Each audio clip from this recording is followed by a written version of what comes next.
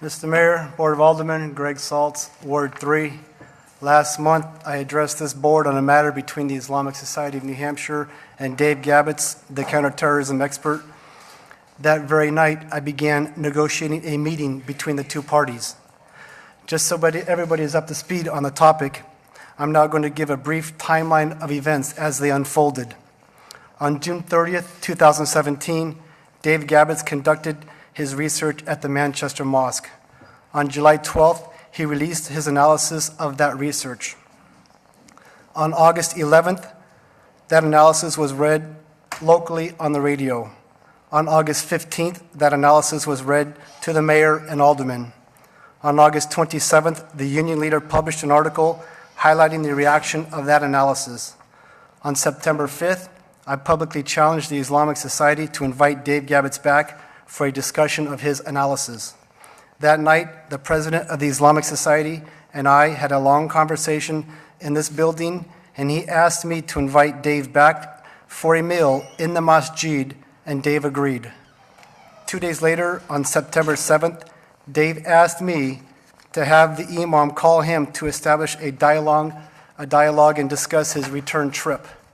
Dave also wanted me to inform the society that a neutral site would be a better venue for all parties involved, including the public. That request was denied by the president of the Islamic Society, who also denied Dave's request to speak to somebody from the society on the phone. Because of that, I spent the next week going to the mosque several times looking for the imam so I could personally ask if he would mind if Dave called him. Unfortunately, I missed him each time. Again, Dave's only intention was to develop a dialogue with the imam to agree upon a format. By this time, Dave had already decided he would only return if there was an independent moderator with a structured format at a neutral location. On September 18th, I once again asked the society if Dave could personally speak with the imam before he would come back to the state.